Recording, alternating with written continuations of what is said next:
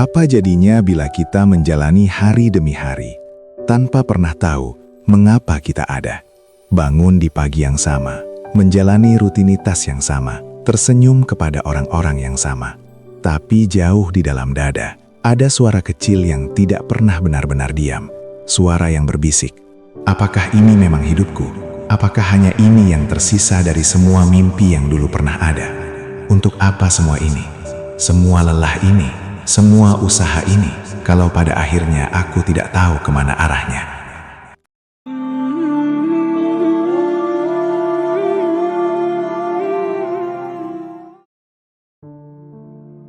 Assalamualaikum warahmatullahi wabarakatuh.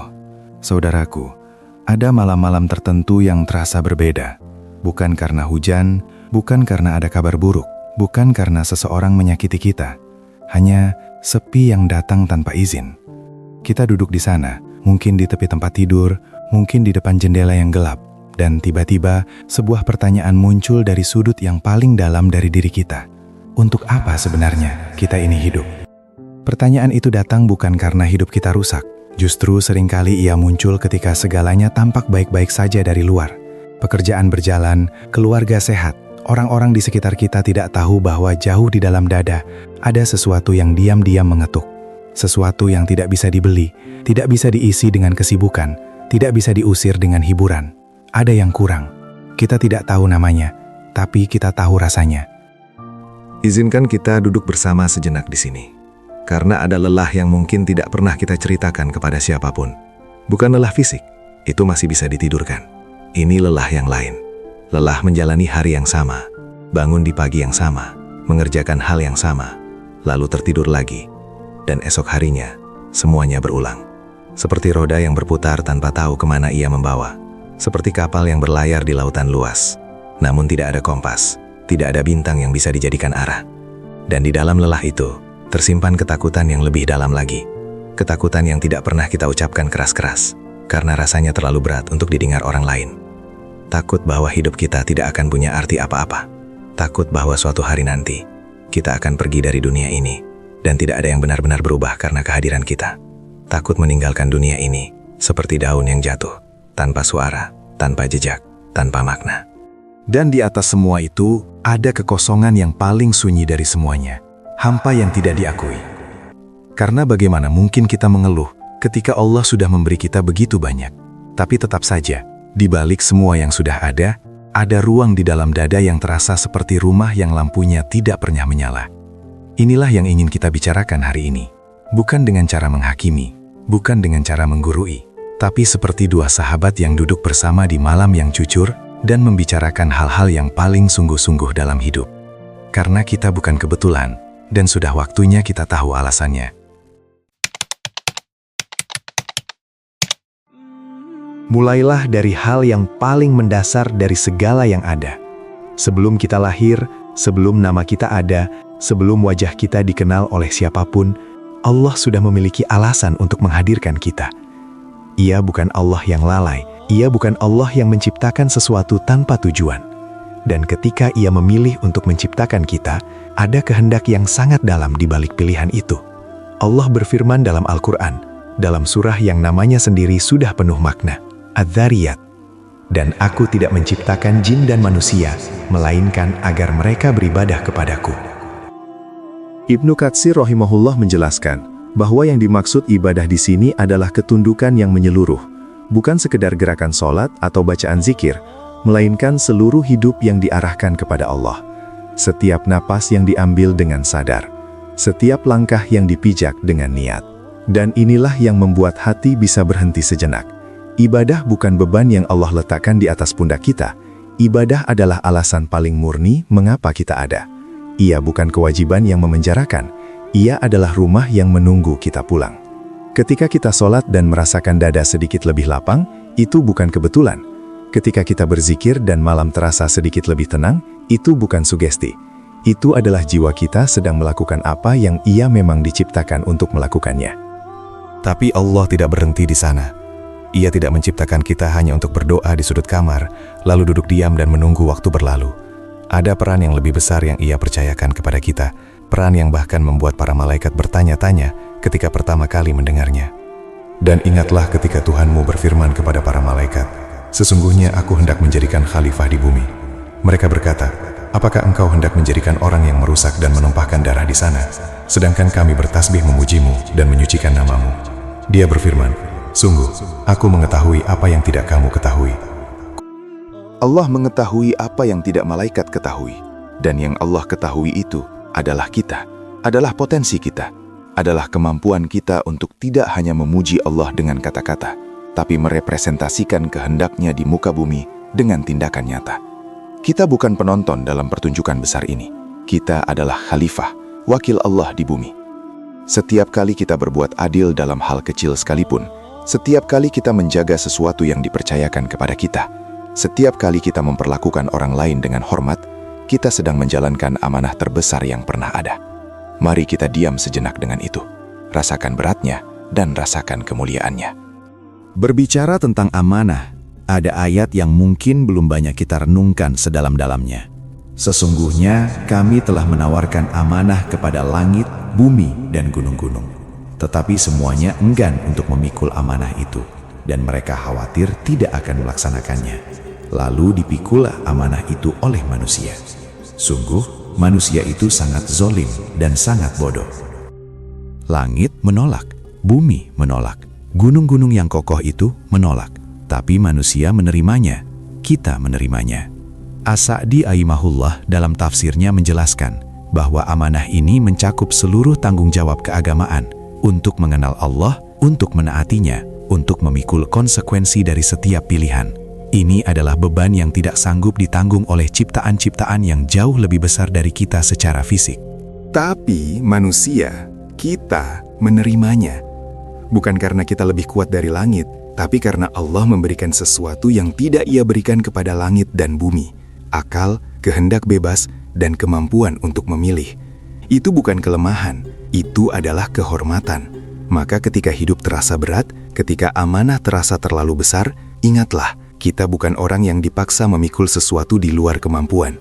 Kita orang yang dipilih untuk membawa sesuatu yang langit pun tidak sanggup memikulnya. Dan amanah itu bukan hanya tentang apa yang kita lakukan di dalam diri sendiri. Ia mengalir keluar, ke keluarga kita, ke tetangga kita, ke tanah yang kita pijak, ke udara yang kita hirup bersama semua makhluk lainnya. Dan kepada kaum Tsamud, kami utus saudara mereka, Syaleh. Dia berkata, wahai kaumku, sembahlah Allah, tidak ada Tuhan bagimu selain Dia. Dia telah menciptakanmu dari bumi dan menjadikanmu sebagai pemakmurnya. Quran Surat Hud ayat 61. Al-Qurtubi rahimahullah menjelaskan, kata menjadikan kalian sebagai pemakmur bumi, sebagai penugasan langsung dari Allah untuk membangun dan menghidupkan, bukan merusak dan menguras. Ini artinya, setiap kebaikan kecil yang kita lakukan, mengajar anak tetangga membaca, menanam pohon di halaman, menjaga kejujuran dalam bisnis sekecil apapun, membuang sampah pada tempatnya, bukan sesuatu yang sepele. Itu adalah bagian dari misi besar yang Allah titipkan kepada kita sejak kita diciptakan. Kita sedang memakmurkan bumi, kita sedang menjalankan tugas kenabian dalam skala hidup kita sendiri. Hidup yang terasa biasa itu, ternyata jauh lebih bermakna dari yang pernah kita bayangkan. Dan pada akhirnya, semua ini menuju satu muara, yaitu orang-orang yang apabila ditimpa musibah, mereka berkata, sesungguhnya kami milik Allah, dan sesungguhnya hanya kepadanya kami akan kembali. Quran Surat Al-Baqarah ayat 156. Inna lillahi wa inna ilaihi raji'un. Kalimat ini bukan hanya untuk saat duka, ia adalah pernyataan tentang seluruh hidup kita.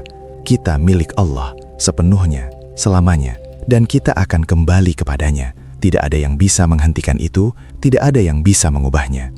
Semua lelah yang kita rasakan, semua air mata yang jatuh di tempat yang tidak dilihat siapapun, semua usaha yang tidak selalu dihargai, semua kebaikan yang dilakukan diam-diam, semua itu bukan sia-sia. Semuanya sedang membawa kita pulang ke tempat yang paling dirindu oleh jiwa, ke sisi Allah yang Maha Mengasihi.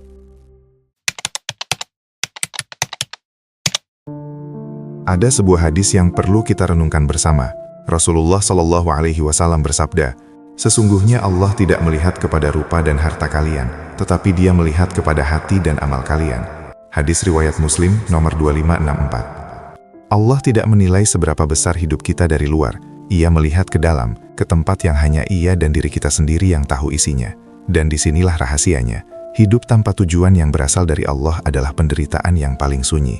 Karena kita bisa memiliki segalanya, jabatan, keluarga, kesehatan, kekayaan, dan tetap merasa kosong. Tapi ketika hidup kita terhubung dengan tujuan yang Allah tetapkan, sesuatu yang ajaib terjadi. Kesederhanaan menjadi berkah, kesulitan menjadi pelajaran, bahkan kehilangan pun bisa menjadi jalan menuju kedekatan dengannya. Bukan karena hidup kita tiba-tiba menjadi mudah, tapi karena kita tahu setiap langkahnya berarti. Ada seorang sahabat Rasulullah Shallallahu Alaihi Wasallam yang mungkin namanya tidak sepopuler Abu Bakar atau Umar. Namanya Hanzalah bin Abi Amir. Suatu hari, ia menemui Abu Bakar Asy-Syiddiq dengan wajah yang gelisah dan berkata, "Hanzalah telah menjadi munafik." Abu Bakar terkejut. Ia bertanya kenapa. Hanzalah menjawab, "Ketika kami bersama Rasulullah Shallallahu Alaihi Wasallam, hati kami ringan karena beliau mengingatkan kami tentang surga dan neraka, seolah kami melihatnya dengan mata kami sendiri. Tapi ketika kami kembali ke rumah, istri dan anak-anak datang, dan dunia kembali menguasai kami, dan kami lupa." Mereka berdua pergi menemui Rasulullah Shallallahu Alaihi Wasallam dan menceritakan hal ini. Rasulullah Shallallahu Alaihi Wasallam bersabda, "Demi zat yang jiwaku berada di tangannya, kalau kalian tetap berada dalam keadaan seperti ketika bersama aku dan terus berzikir kepada Allah, niscaya para malaikat akan menyalami kalian di tempat-tempat tidur dan di jalan-jalan.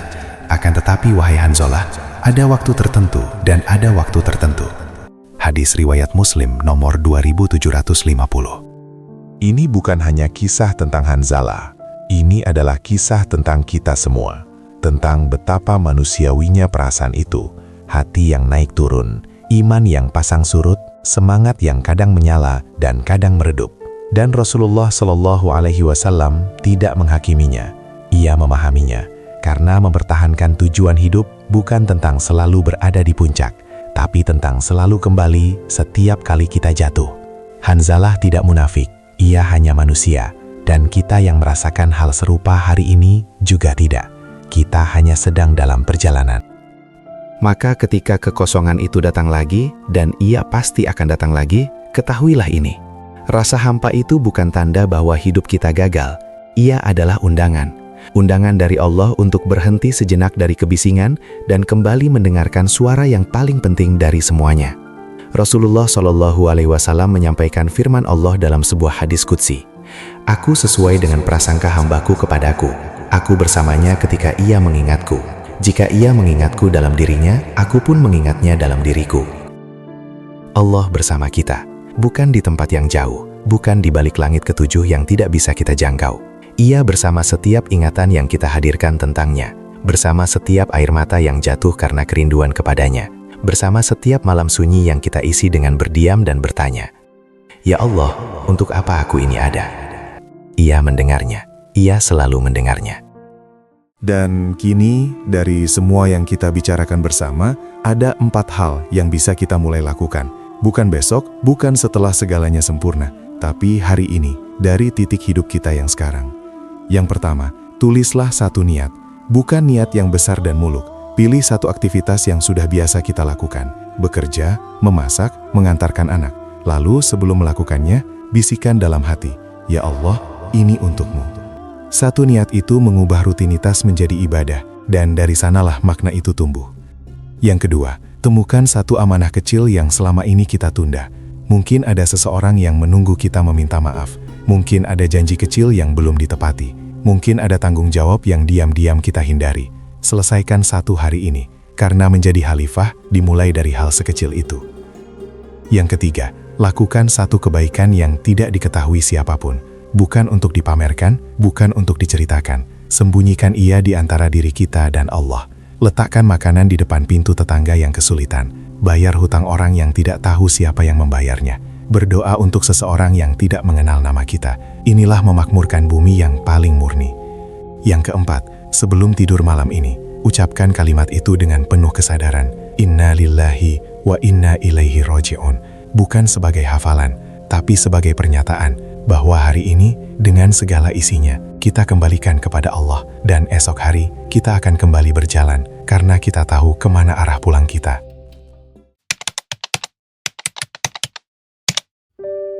Bayangkan seseorang yang duduk di dalam kegelapan. Ia sudah lama di sana. Begitu lama, sampai ia mulai lupa seperti apa rupanya cahaya. Tapi kemudian, dari celah yang paling kecil sekalipun, ada sinar yang masuk.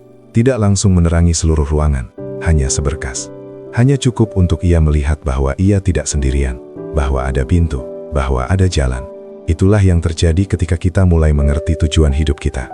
Kegelapannya tidak langsung hilang, tapi kita tidak lagi buta arah. Kita tahu bahwa hidup ini adalah ibadah, maka setiap detiknya bisa menjadi persembahan. Kita tahu bahwa diri kita adalah khalifah, maka setiap tindakan kita punya bobot. Kita tahu bahwa kita menanggung amanah, maka setiap pilihan yang kita buat adalah bagian dari pertanggungjawaban kita kepada Allah. Kita tahu bahwa keberadaan kita di sini adalah misi, maka sekecil apapun kebaikan kita, ia bukan sia-sia. Dan kita tahu bahwa seluruh perjalanan ini, dengan semua capainya, semua lukanya, semua yang berhasil dan semua yang tidak, sedang membawa kita ke satu tempat, ke sisi Allah yang Maha Pengasih. Saat kita akhirnya mengerti bahwa kita bukan kebetulan, disitulah hidup kita mulai benar-benar dimulai. Bukan hidup yang tiba-tiba sempurna, bukan hidup yang bebas dari kesulitan, tapi hidup yang bermakna. Hidup yang tahu kemana ia berjalan. Hidup yang bahkan dalam tangisnya pun masih terasa hidup. Semoga Allah melembutkan hati kita. Hati yang kadang terlalu keras untuk mengakui bahwa ia rindu. Rindu kepada makna, rindu kepada kedekatan, rindu kepada Allah yang tidak pernah benar-benar jauh, hanya sering kita lupakan. Ya Allah, jadikan hidup kami bukan sekedar deretan hari yang berlalu, tapi sebuah perjalanan yang setiap langkahnya mendekatkan kami kepadamu. Ya Allah, pertemukan kami dengan tujuan yang Engkau tanam di dalam diri kami, sejak sebelum kami lahir, dan izinkan kami menjalankannya dengan sepenuh hati, dengan segenap kemampuan, dan dengan keikhlasan yang hanya bisa datang darimu. Ya Allah, tutuplah hidup kami dengan husnul khotimah, akhir yang indah, akhir yang ridho dan diridhoi, akhir yang membawa kami pulang kepadamu dengan tenang. Amin ya Rabbal Alamin. Wassalamualaikum warahmatullahi wabarakatuh.